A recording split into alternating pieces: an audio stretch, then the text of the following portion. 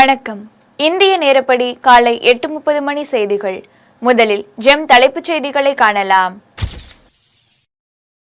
இன்று மத்திய பட்ஜெட்டை தாக்கல் செய்கிறார் நிதியமைச்சர் நிர்மலா சீதாராமன். பட்ஜெட்டின் போது வெளியிடப்படும் பொருளாதார ஆய்வறிக்கை நாடாளுமன்ற தேர்தலுக்கு பின்பு வெளியிடப்படும் என்று நிதியமைச்சகம் அறிவிப்பு. வரும் 3ஆம் தேதி 2 நாள் பயணமாக பிரதமர் மோடி அசாம் பயணம். ரூபாய் 11,000 கோடி மதிப்பிலான பல்வேறு நலத்திட்டங்களுக்கு அடிக்கல் நாட்டுகிறார். முதலமைச்சர் பதவியை ஹேமந்த் சோரன் ராஜினாமா செய்த நிலையில் ஜார்க்கண்ட் முதலமைச்சராகிறார் போக்குவரத்து துறை அமைச்சர் சாம்பாய் சோரன். குஜராத்தில் வெடி விபத்தில் சிக்கி 3 பேர் பலி. விபத்துக்கான காரணம் குறித்து போலீசார் விசாரணை. இனி விரிவான செய்திகளை காணலாம். மத்திய இடைக்கால பட்ஜெட்டை நிதியமைச்சர் நிர்மலா சீதாராமன் இன்று தாக்கல் செய்கிறார். ஆண்டின் முதல் நாடாளுமன்ற கூட்டத்தொடர் நேற்று முறைப்படி குடியரசுத் தலைவரின் உரையுடன் தொடங்கியது. இந்நிலையில் நாடாளுமன்ற தேர்தலுக்கு பிறகு புதிய ஆட்சி அமைய உள்ளதால் இன்று நாடாளுமன்றத்தில் இடைக்கால பட்ஜெட் தாக்கல் செய்யப்படுகிறது. இன்று காலை 11 மணிக்கு நாடாளுமன்ற லோக்சபாவில் நிதியமைச்சர் நிர்மலா சீதாராமன் இடைக்கால பட்ஜெட் உரையை நிகழ்த்துகிறார். இதன் மூலம் தொடர்ந்து 6வது முறையாக பட்ஜெட் தாக்கல் செய்யும் முதல் பெண் நிதியமைச்சர் என்ற பெருமையை பெறுகிறார். மேலும் தொடர்ந்து 6 முறை பட்ஜெட் தாக்கல் செய்த முன்னாள் பிரதமர் மொரார்ஜி தேசாயின் சாதனையை அவர் சமன் செய்கிறார். மேலும் இது இடைக்கால பட்ஜெட் என்பதால் பொருளாதார ஆய்வறிக்கை தாக்கல் செய்யப்படவில்லை. பொது தேர்தலுக்கு பிறகு தாக்கல் செய்யப்படும் முழு பட்ஜெட்டுக்கு முன்னதாக பொருளாதார ஆய்வறிக்கை வெளியிடப்படும் என்று மத்திய நிதியமைச்சகம் தெரிவித்துள்ளது. வரும் 3ஆம் தேதி அசாமில் பல்வேறு நலத்திட்ட பணிகளுக்கு பிரதமர் மோடி அடிக்கல் நாட்டுகிறார். பிரதமர் மோடி 2 நாள் பயணமாக அசாம் மாநிலத்திற்கு வரும் 3ஆம் தேதி செல்கிறார்.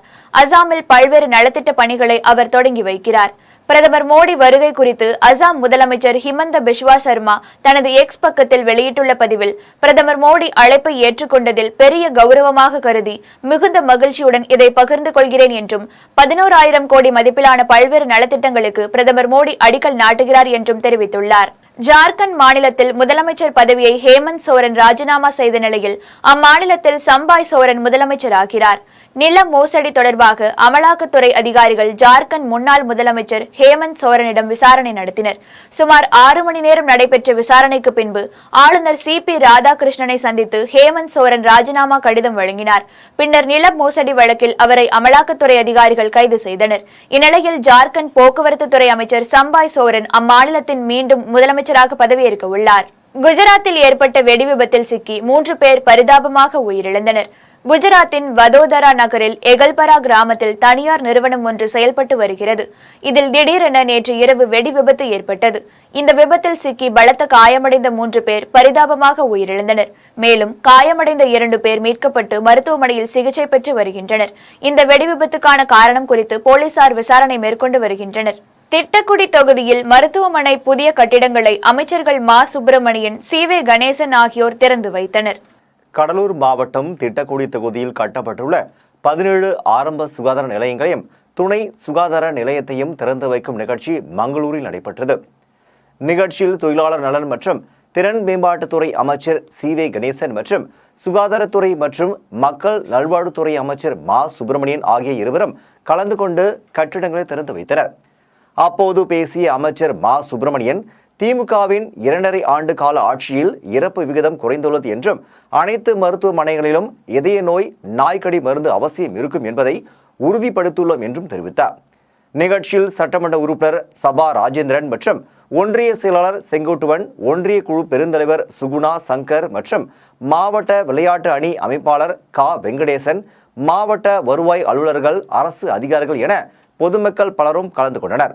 வாலாஜாபேட்டை நகராட்சியில் 1,74,50,000 ரூபாய் மதிப்பிலான நலத்திட்ட பணிகளை அமைச்சர் R காந்தி தொடங்கி வைத்தார். ராணிப்பேட்டை மாவட்டம் வாலாஜாபேட்டை நகராட்சிக்குட்பட்ட காகிதக்கார தெருவில் ராணிப்பேட்டை சட்டமன்ற உறுப்பினர் தொகுதி மேம்பாட்டு நிதியிலிருந்து 14,50,000 ரூபாய் மதிப்பீட்டில் புதிய அங்கன்வாடி மையம் கட்டப்பட்டது.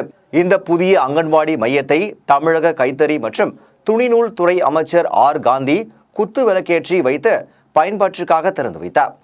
இதனைத் தொடர்ந்து சட்டமன்ற தொகுதி மேம்பாட்டு நிதியிலிருந்து 90 லட்சம் ரூபாய் மதிப்பீட்டில் வாலாஜாபேட்டை பேருந்து நிலையத்தின் மேற்கூரை மற்றும் SFC பள்ளி மேம்பாட்டு பணிகளையும் ரூபாய் 70 லட்சம் மதிப்பீட்டில் நகராட்சி மார்க்கெட் நடுநிலை பள்ளியின் 4 வகுப்பறை கட்டிடம் கட்டும் பணிகளையும் அமைச்சர் ஆர் காந்தி சிறப்பு பூமி பூஜை செய்து அடிக்கல் நாட்டினார். நிகழ்ச்சியில் நகரமன்ற தலைவர் ஹரிணி தில்லை, துணைத் தலைவர் கமல் ராகவன் உள்ளிட்ட பலரும் கலந்து கொண்டனர். மகாத்மா காந்தியின் நினைவு தினத்தை முன்னிட்டு திண்டிவனத்தில் அமைச்சர் செஞ்சி மஸ்தான் தலைமையில் திமுகவினர் மத நல்லிணக்க உறுதிமொழி ஏற்றுக்கொண்டனர். விழுப்புரம் மாவட்டம் திண்டிவனம் நெடுஞ்சாலை இல்லம் அருகில் வடக்கு மாவட்ட திமுக சார்பில் மகாத்மா காந்தியின் நினைவு தினத்தை முன்னிட்டு மத நல்லிணக்க உறுதிமொழி ஏற்பு நிகழ்ச்சி நடைபெற்றது.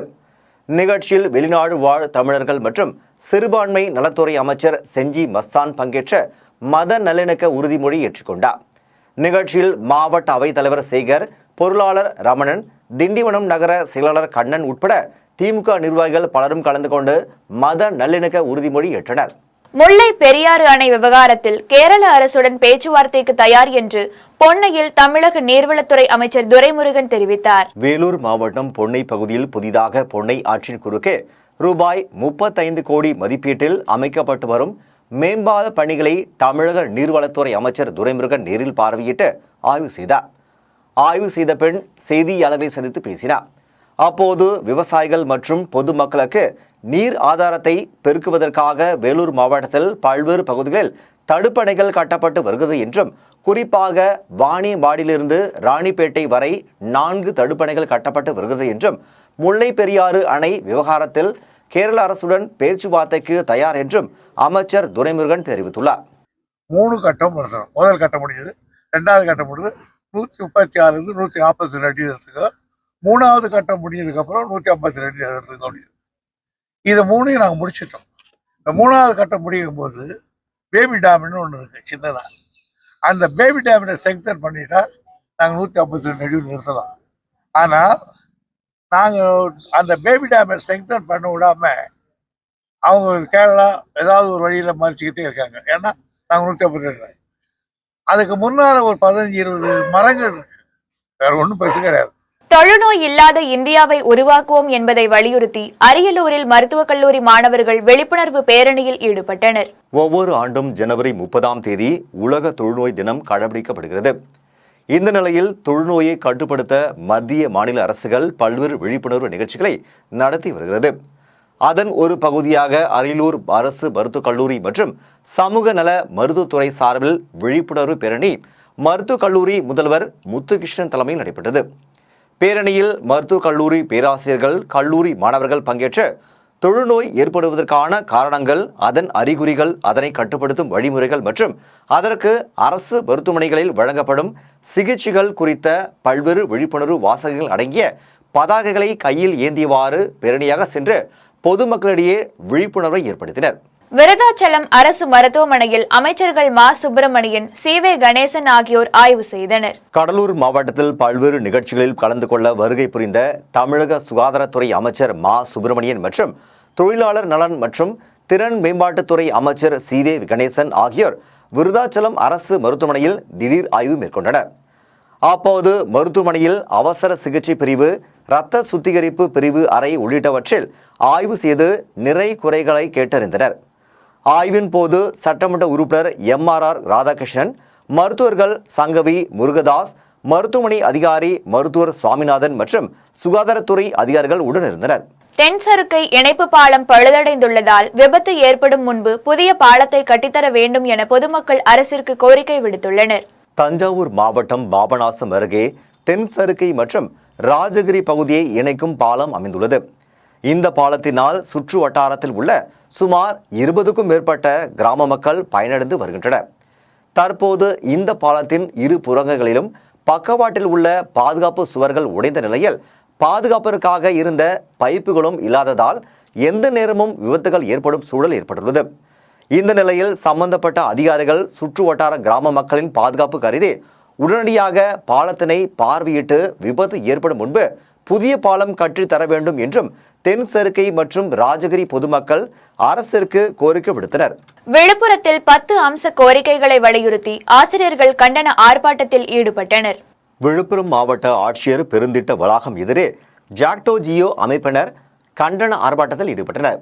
அப்போது புதிய ஓய்வூதிய திட்டத்தை ரத்து செய்துவிட்டு பழைய ஓய்வூதியத்தை அமல்படுத்த வேண்டும், அரசு துறையில் காலியாக உள்ள 6 லட்சம் காலி பணியிடங்களை காலமுறை ஊழியத்தில் நிரப்பட வேண்டும் என்பன உள்ளிட்ட 10 அம்ச கோரிக்கைகளை வலியுறுத்தின.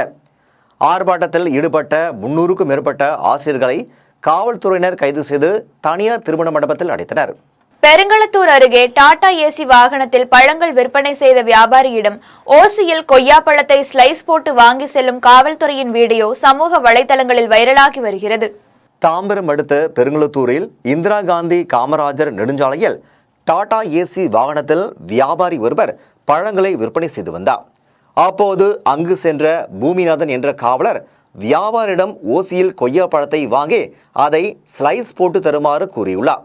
இந்த வீடியோ சமூக வலைதளங்களில் வைரலாகி வருகிறது. பரங்கிமலையில் அரசிற்கு சொந்தமான 13 ஏக்கர் நிலத்தை வருவாய்த்துறையினர் அகற்றி வருகின்றனர்.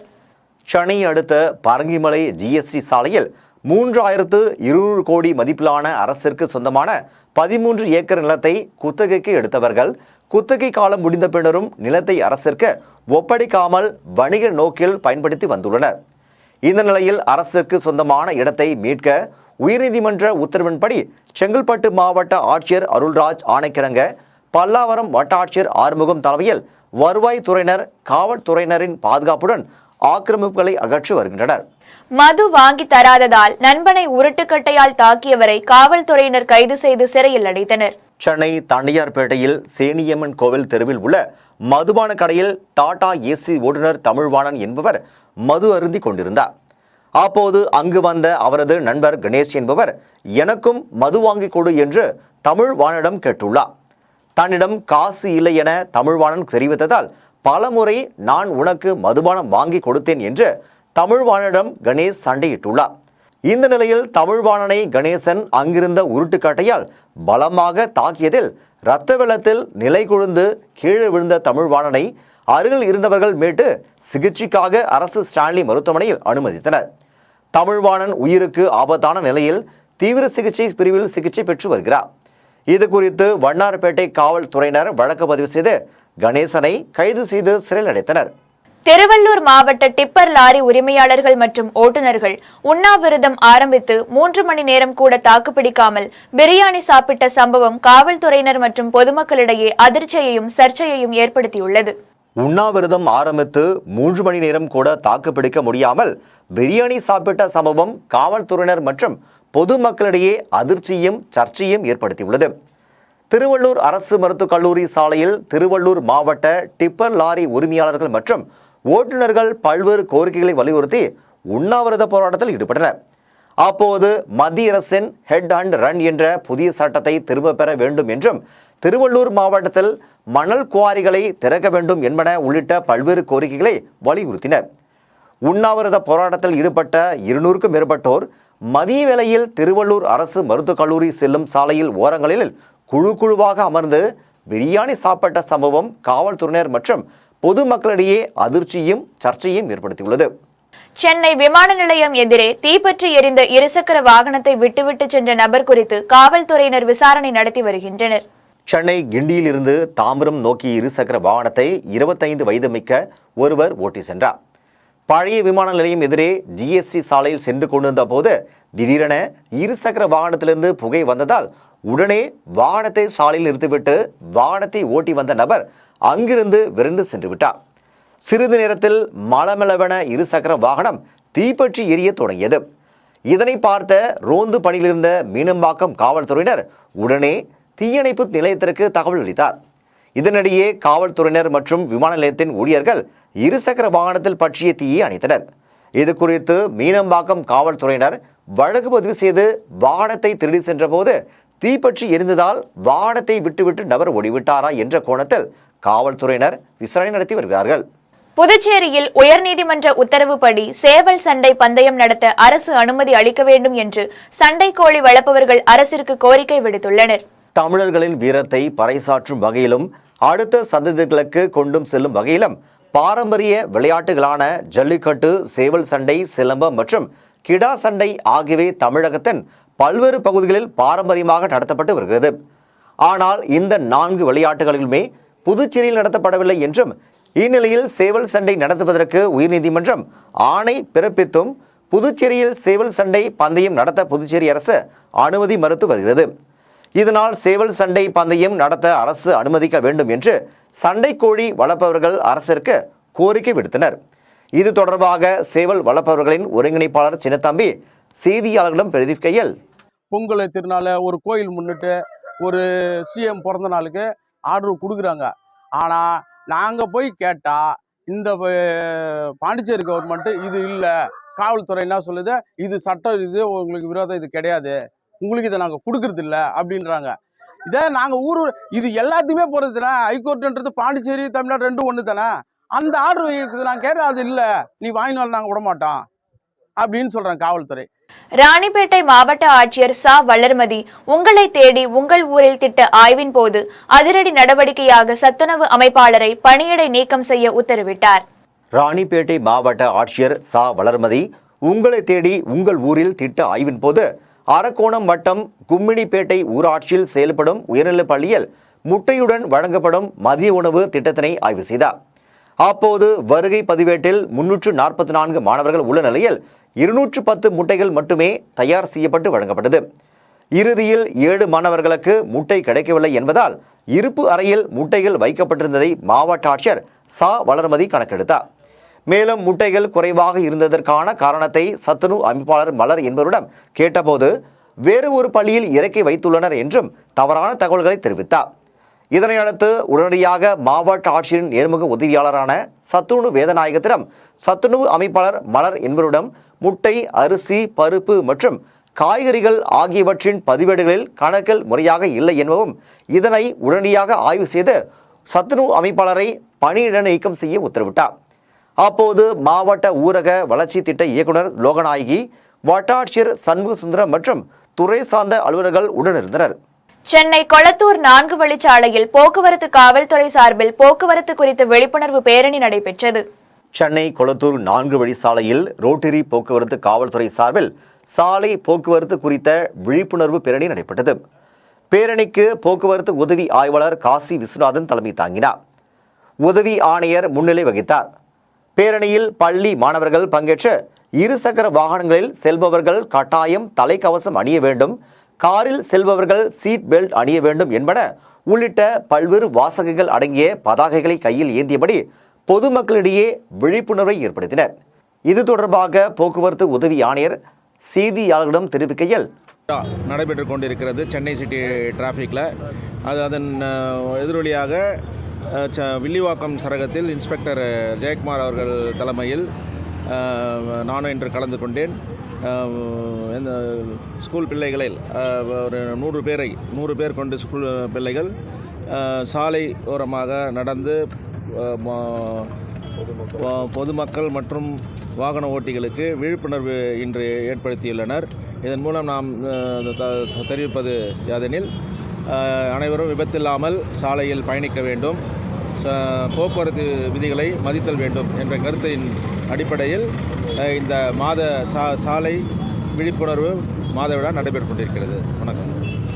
ராமநாதபுரத்தில் உங்களை தேடி உங்கள் ஊரில் என்ற திட்டத்தின் மூலம் மாவட்ட ஆட்சியர் விஷ்ணுசந்திரன் கீழக்கரை வட்டத்தில் உள்ள அனைத்து அலுவலகங்களிலும் ஆய்வு செய்தார். தமிழ்நாடு முதலமைச்சர் மு.க. ஸ்டாலின் ஆணைக்கிணங்க ராமநாதபுரம் மாவட்டத்தில் உங்களை தேடி உங்கள் ஊரில் என்ற திட்டத்தின் மூலம் கீழக்கரை வட்ட பகுதியில் உள்ள அனைத்து அலுவலகங்களிலும் மாவட்ட ஆட்சியர் விஷ்ணுசந்திரன், கீழக்கரை வட்டாட்சியர் பழனிக்குமார், கீழக்கரை வட்டார அதிகாரிகள் ஆகியோர் ஆய்வு மேற்கொண்டனர். ராமநாதபுரம் மாவட்டம் திருப்புல்லானி வேளாண்மை உரக்கடங்கு மற்றும் அங்கன்வாடி மையம், திருப்புல்லானி விஏஓ அலுவலகம், காவல் நிலையம் உள்ளிட்ட இடங்களில் அதிகாரிகள் ஆய்வு செய்தனர். அதன் பின்னர் திருப்புல்லானியிலிருந்து கிழக்கு கடற்கரை செல்லும் சுற்றுச்சாலையை ஆய்வு செய்தபோது தரமில்லாத சாலையை மீண்டும் புனரமைக்க வேண்டும் என அதிகாரிகளுக்கு மாவட்ட ஆட்சியர் விஷ்ணுசந்திரன் உத்தரவிட்டார். மேலும் சேதுக்கரையில் உள்ள அரசு தொடக்கப்பள்ளி, கிராமப்புற செவிலியர் மருத்துவ பகுதி மற்றும் புது குடியிருப்பு பகுதியில் உள்ள பொதுமக்களிடம் மக்களை தேடி மருத்துவம் குறித்த குறை நிறைகளை கேட்டறிந்தார்.